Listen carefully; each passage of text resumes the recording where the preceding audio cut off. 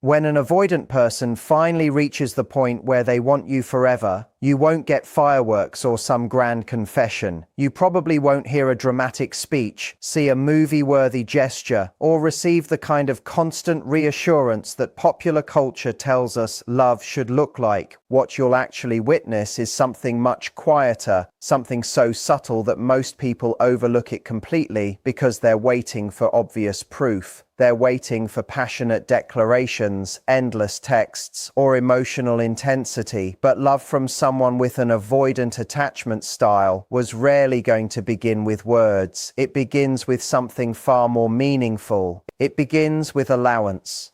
For someone who has spent years protecting themselves from emotional dependence, allowing another person into the spaces they once guarded is an extraordinary act of trust. They stop treating closeness as something dangerous. Instead of constantly searching for an exit whenever emotions become intense, they begin making room for your presence in their life.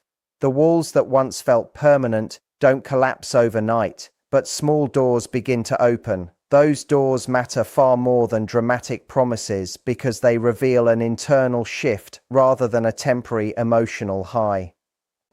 You notice that they no longer seem determined to keep every part of their world separate from you. They begin including you in ordinary moments that once belonged only to them. They tell you about their day without being asked. They send you something that reminded them of you. They invite you into routines that were once private. These gestures may appear insignificant to someone unfamiliar with avoidant psychology, but for an avoidant person, they often represent enormous emotional progress. They're saying, without actually saying it, there's space for you here. Allowance also appears in conflict. Instead of disappearing every time discomfort arises, they remain present just a little longer. They may still need time to process, but they no longer treat every disagreement as evidence that the relationship should end. They start believing that love can survive uncomfortable conversations. Rather than viewing emotional closeness as a threat to their independence, they slowly begin seeing it as something that can exist alongside it. Perhaps the biggest change is that they stop resisting the idea of being emotionally influenced by you. Avoidant individuals often pride themselves on appearing unaffected. They convince themselves that needing someone is dangerous because dependence once felt unsafe.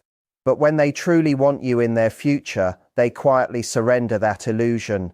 Your happiness starts affecting theirs. Your absence becomes noticeable. Your opinions begin carrying weight. They don't necessarily admit these changes aloud, but their behavior tells the story more honestly than words ever could. You may notice them checking in on you without a specific reason. They remember details you mentioned weeks earlier. They ask about your family, your work, your goals, or your worries. They begin investing in your emotional world instead of staying comfortably detached from it. These actions aren't accidental. They're evidence that you have become part of the future they're unconsciously building.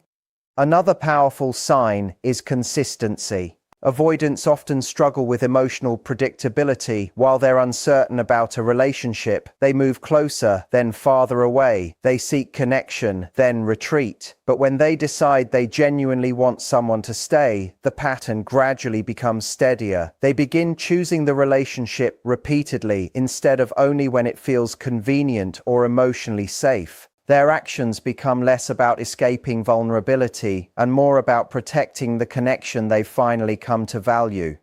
They also begin allowing themselves to be seen, not perfectly, not all at once, but honestly. They reveal fears, insecurities, disappointments, and parts of themselves they usually keep hidden. For someone who has spent years believing vulnerability leads to pain, this is one of the deepest expressions of love possible. They are no longer just letting you know them, they're trusting you with the version of themselves they've spent a lifetime protecting. Love, for an avoidant person, rarely announces itself with loud emotion. It unfolds in quiet decisions made day after day, It's found in staying when leaving would feel easier. It's found in making room for another person's needs without immediately feeling trapped. It's found in choosing connection even when every old survival instinct whispers that distance would be safer. That is why the strongest evidence that an avoidant wants you forever isn't found in a perfect declaration. It's found in the gradual disappearance of emotional barriers. It's found in the simple but profound decision to let you exist inside a life that was once carefully designed to need no one. And for someone who has spent years believing safety existed only behind walls, that quiet act of allowance may be the loudest declaration of love they will ever make. They begin letting you in, not all at once, but piece by piece, and every piece costs them something to give. Avoidant people live in a world where vulnerability feels dangerous. To open up is to risk being hurt. To love fully is to risk eventual loss. So when they start showing you who they actually are, not the polished performance, not the protective mask, but the raw, unfiltered person underneath, you're witnessing real courage. They're not simply falling in love the way people usually describe it. They're choosing deliberately to risk it. Falling is accidental. What they're doing is closer to conscious surrender. You'll catch it in small details, the way they stay present in conversations that used to make them shut down, the way their body relaxes when you're near, the way they look at you with less suspicion and more depth, almost like they're quietly checking whether you're actually safe. What looks like hesitation isn't hesitation, it's evaluation, the internal process of deciding whether they can trust love without losing themselves in it. At first, their guard doesn't drop because of anything specific you did. It drops because they recognize something familiar in your presence: safety, someone who doesn't demand their emotions but makes room for them, someone who doesn't chase, control, or try to fix them, but simply sees them. That's the real key. Avoidant people aren't drawn to perfection. They're drawn to emotional safety. And when you embody that, something in them stops running. The shift is subtle, something you'll feel more than hear. They'll start asking personal questions, not out of idle curiosity, but because they're quietly building an emotional map of you. They'll remember details you thought went unnoticed. They'll send a random text mid-afternoon, not out of neediness, but because their walls have lowered just enough to let connection feel safe. A lot of people mistake this slow pace for disinterest, but for an avoidant person, slowness is safety. Every step forward is an act of trust. Every reveal is a layer of armor set down. When they show you the cracks in their confidence, the mistakes, the fears, the old scars, that's not drama, that's intimacy. That's them telling you, without saying it outright, you matter enough for me to risk being seen. Psychologically, this is significant. Avoidant attachment is driven largely by a fear of engulfment, a fear that love will consume their independence. So the moment they start lowering their guard, they're rewriting old subconscious programming, teaching their nervous system that connection doesn't automatically mean suffocation. You're watching someone heal in real time, not through therapy or books, but through learning to trust you. That's why you should never take these small openings for granted. A confession, a laugh, a tear, a comfortable silence, none of it is random. It's sacred. You're not just being included in their day. You're being let into their world. And for someone who built their life around walls, that's not just affection, that's faith.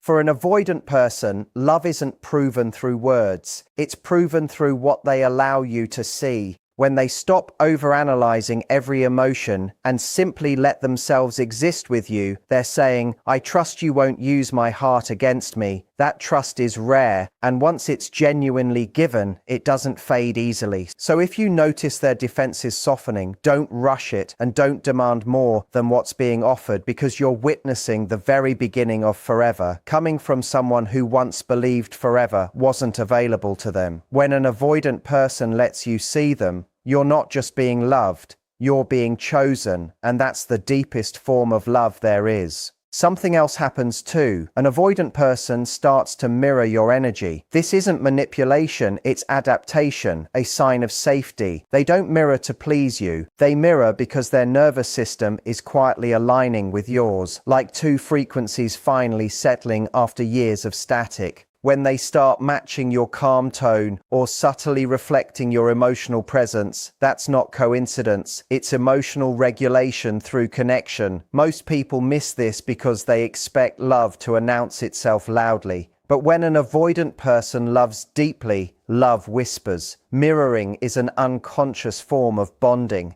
Our brains mimic the people we feel safe around, so when they mirror you, it means you've crossed from perceived threat into a zone of real trust. They're no longer protecting themselves from you, they're attuning to you.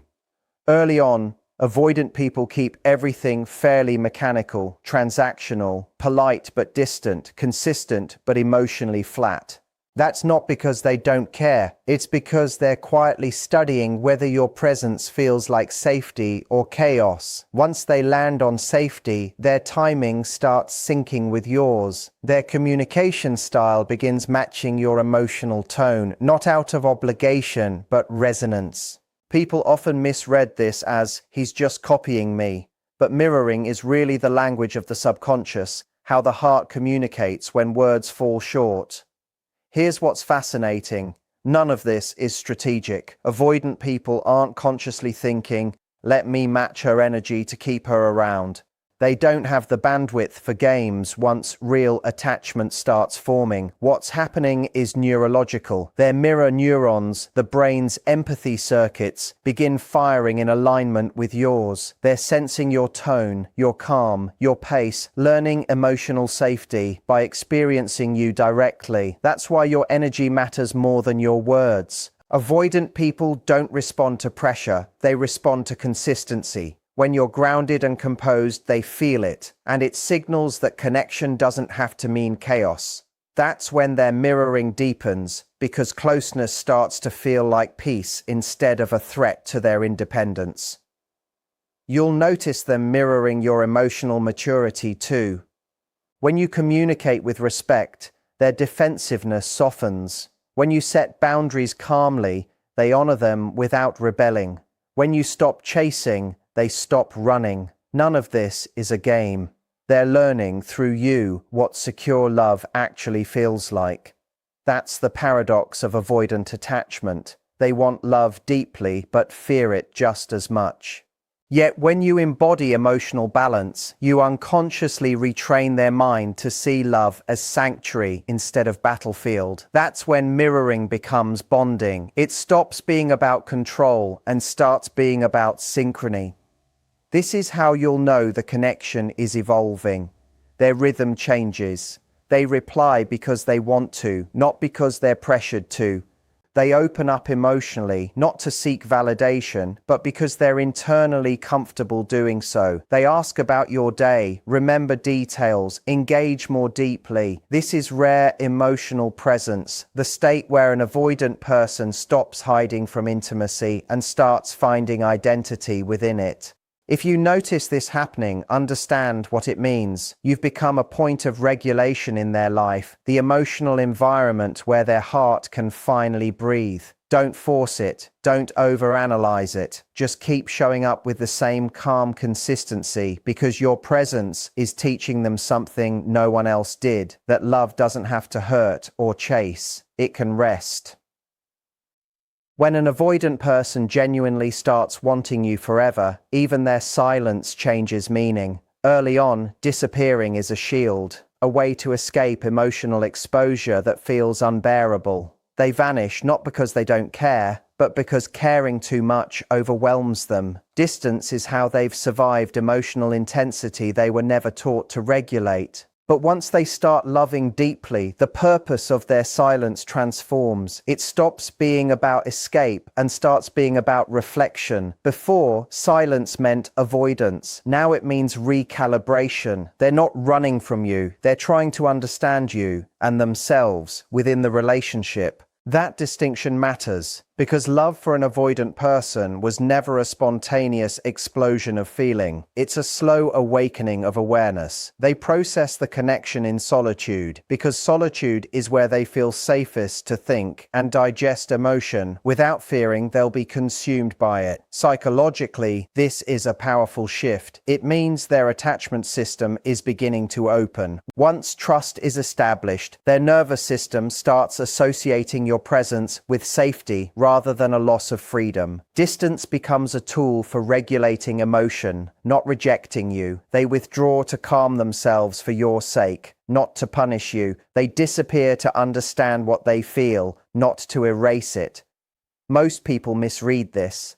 They assume he's gone quiet again, he doesn't care. But when an avoidant person is learning to love, silence isn't indifference. It's contemplation, their way of organizing emotion into something they can handle. Vulnerability can feel like a flood to them, and like someone learning to swim, they need to come up for air often. They need to step back to feel safe enough to step forward again. That's why patience becomes such a powerful form of communication here. When you don't chase or pressure them, you create the stillness they need to find clarity, and that stillness becomes their permission to return.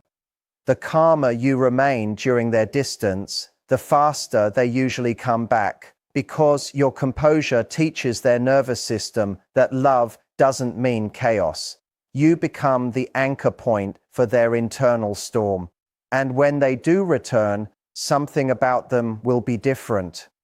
You'll see it in their tone, their eyes, a softness that wasn't there before. They've gone inward, faced their fear, and chosen to come back stronger and more intentional. That's not weakness, it's evolution. This is the point where avoidance starts turning into real commitment. They no longer disappear to hide. They take space to reconnect with themselves so they can show up better for you, learning that connection doesn't require losing identity. It requires integration, balancing solitude with intimacy.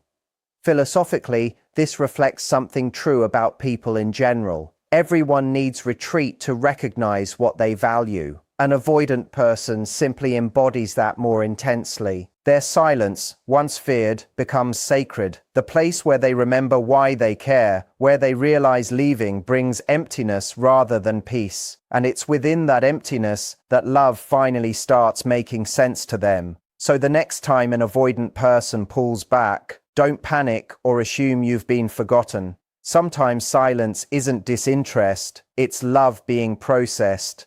They're in a cave of reflection, not a pit of rejection. Give them the dignity of space, and they'll usually give you the gift of presence in return. Their quiet time stops being an escape from love and becomes their way of protecting it. Let them breathe, and they'll come back, not as the person who ran from connection, but as someone who finally learned how to hold it. When an avoidant person starts loving you deeply, something else happens beneath the surface. They begin protecting your energy as if it were their own. It's subtle. No grand gestures, but you'll feel it. They become more mindful of how their words land, more conscious of how their moods affect you, more deliberate about what they let into the space between you.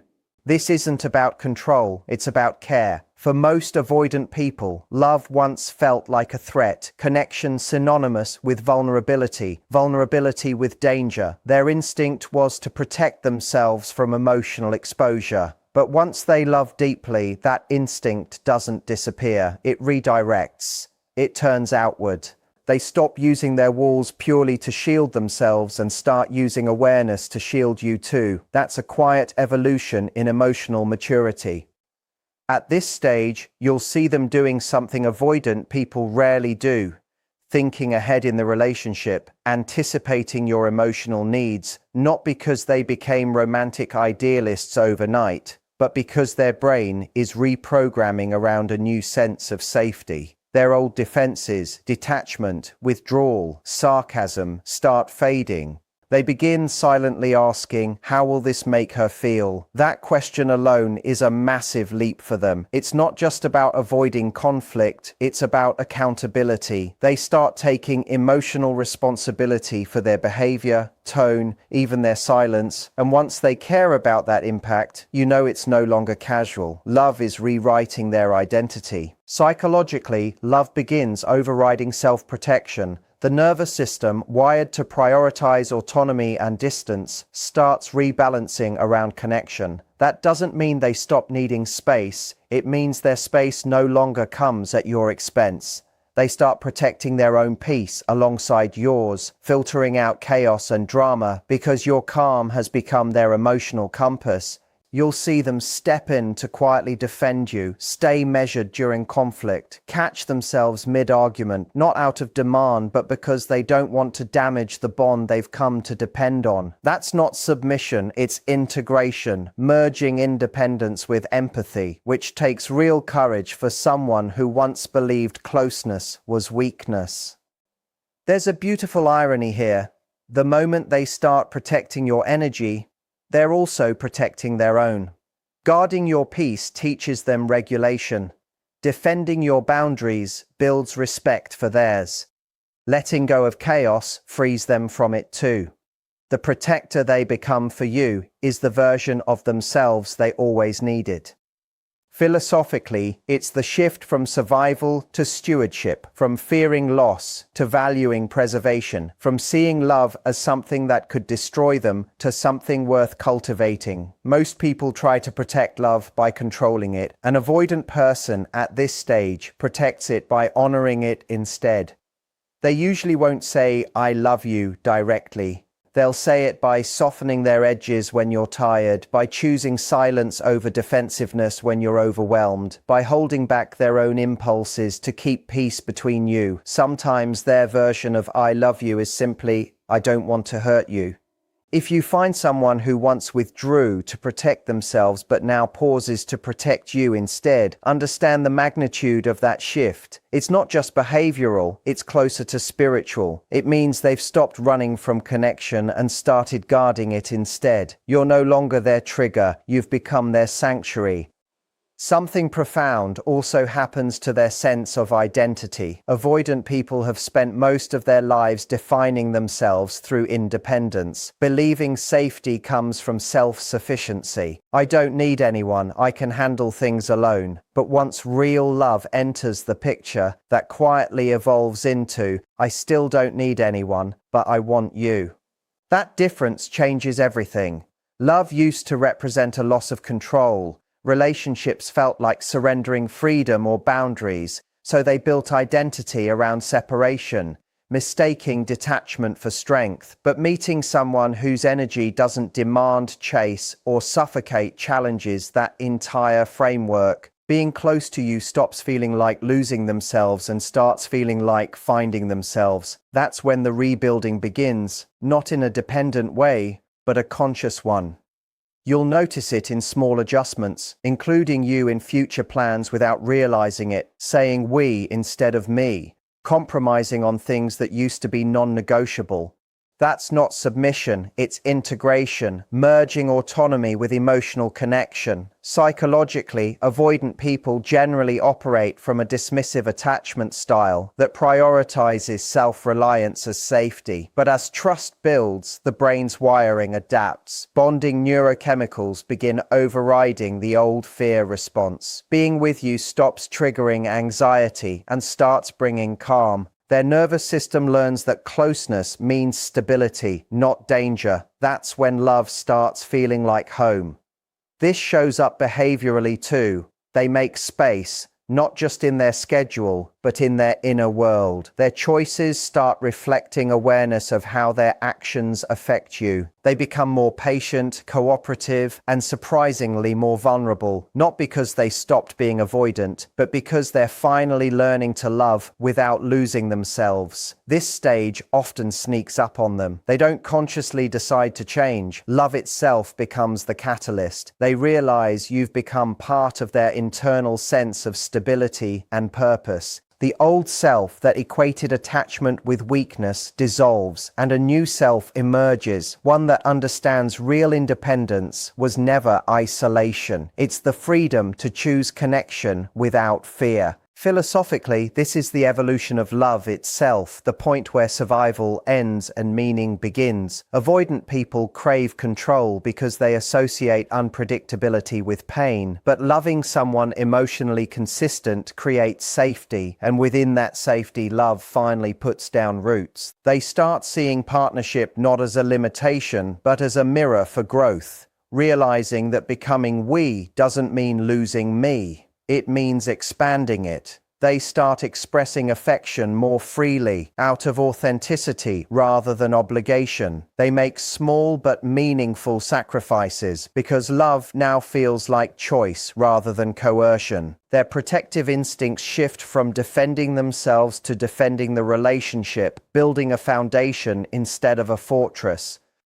Here's the powerful truth. Once an avoidant person reaches this point, they don't fall in and out of love easily. They've rebuilt their identity around the connection, so their commitment runs deep.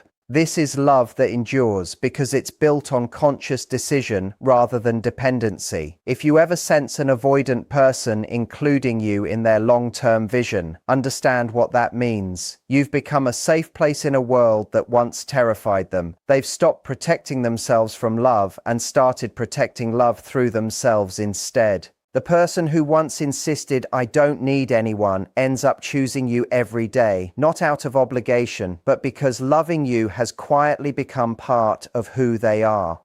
When an avoidant person truly wants you forever, there's one unmistakable sign. They stop running from love and start fighting for it. That shift doesn't happen quickly or easily. It comes after countless internal battles between the part of them that wants connection and the part that still fears it. For most of their life, they've associated love with a loss of control, vulnerability with exposure, exposure with danger. But when they meet someone who embodies calm, consistency, and quiet strength, someone who neither chases nor withdraws, they start confronting that fear instead of fleeing it. This is where their story changes. They stop reacting and start reflecting. They realize the old pattern, running, ghosting, pulling away, never actually brought them peace. It only offered momentary relief from discomfort, and real love demands growth beyond comfort. That's the moment they begin to understand that avoiding love never protected them. It isolated them. This kind of change never happens because you convince them with words. It happens because your steadiness, your boundaries, your emotional consistency eventually forced them to face themselves honestly. You became the mirror that exposed their patterns. And when they finally see themselves clearly, when they realize they've been sabotaging the very thing they crave, something breaks open inside them. That's when fear starts losing its grip. What does fighting for love actually look like? It's subtle but unmistakable. They start taking emotional risks, initiating conversations they used to avoid, reaching out first out of genuine desire rather than obligation. You'll feel their effort, the small, steady kind that says, "I might not know how to do this perfectly, but I'm trying because you matter." Psychologically, this is a major breakthrough. The avoidance system is wired for self-preservation through emotional distance, but once real safety is established, the brain starts associating intimacy with relief instead of threat. The same nervous system that once triggered panic at closeness now finds calm in it. You'll see this show up in conflict too. Instead of shutting down, they lean in. Instead of defending, they listen. Instead of withdrawing, they communicate. This isn't just behavioral, it's closer to spiritual evolution. To stop running from love, an avoidant person has to confront a deep truth. Real freedom isn't found in isolation, it's found in connection. True autonomy was never about detachment. It's about being strong enough to stay without losing yourself. That's when love stops feeling terrifying and starts feeling transformative. At this point, they stop chasing love as a fantasy and start treating it as a discipline, understanding that it isn't about perfection or control, but about endurance, patience, and conscious effort. When an avoidant person chooses to stay, to communicate, to repair what's broken, that's not weakness. It's the highest form of strength because it requires overriding every instinct that once told them to run. You'll see it in their eyes, that mix of fear and courage. You'll hear it in their voice, softer, steadier, less defensive. You'll feel it in how they handle your emotions, with more care, more presence, more intention. They're learning to love not through fantasy, but through practice. Learning that love isn't something you simply fall into. It's something you choose to stand in every day, despite the fear. And that, more than anything, is the real beauty of it.